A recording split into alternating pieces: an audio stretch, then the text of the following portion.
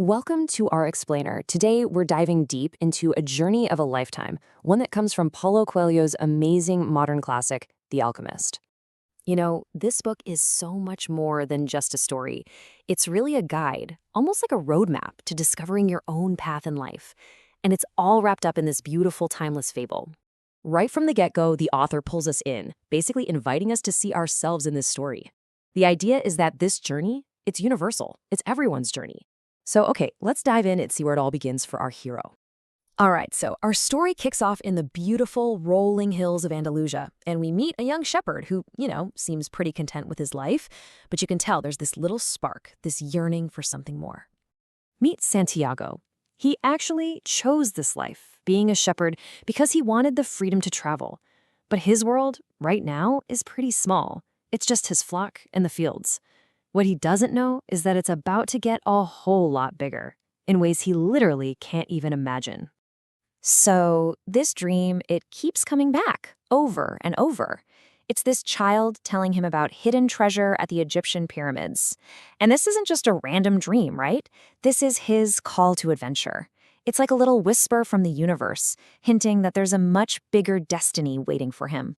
The dream points him all the way to Egypt, to this incredible, far-off landmark. It plants this tiny seed of a quest that could change his entire life. But here's the thing. As we're about to see, a dream is just the start. The real journey? That takes a truly courageous first step. And that's what it all boils down to, isn't it? It's the possibility of having a dream come true that makes life interesting. This one simple idea is the engine that's going to push Santiago out of his comfort zone, out of everything he knows, and straight into the great unknown.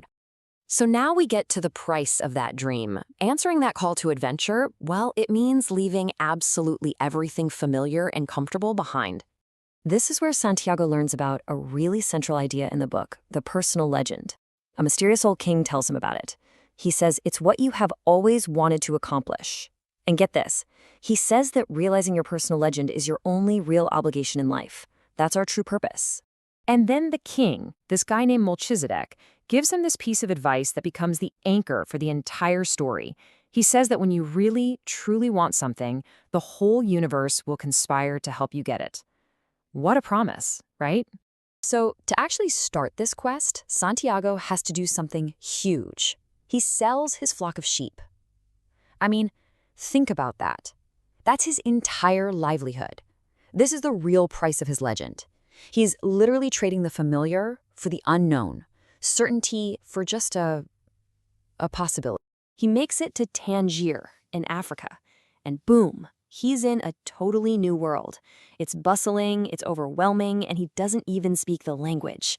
He's officially crossed the threshold, but this new world isn't rolling out the welcome mat. No. It immediately starts putting his resolve to the test.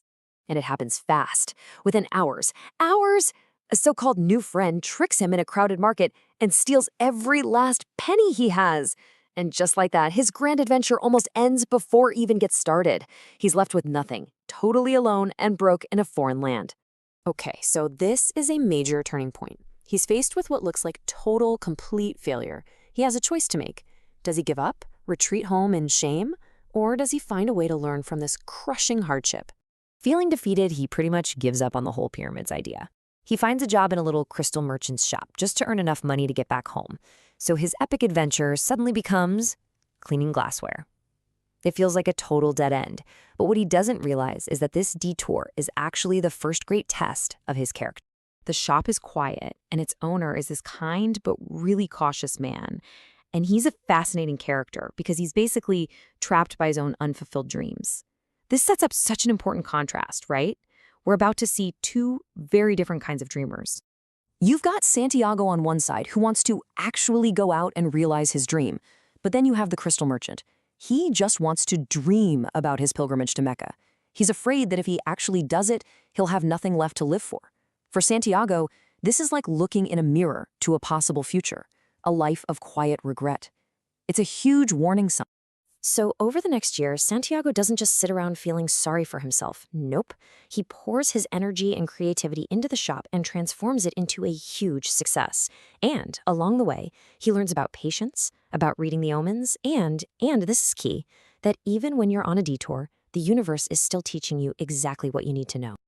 All right, so now he's got a full wallet and a restored spirit. Santiago is at another crossroads. He's facing the ultimate choice. Does he go back home or does he push forward?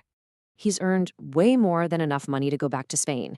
He could buy a new flock of sheep, a bigger one even. He could go back a successful man. That safe path, the one that leads right back to his comfortable, familiar life, it is wide open for him.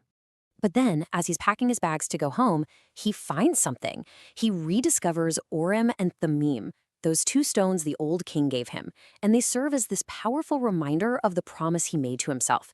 It is just a perfect example of how omens, signs from the universe, can pop up right when you're about to give up on your dream.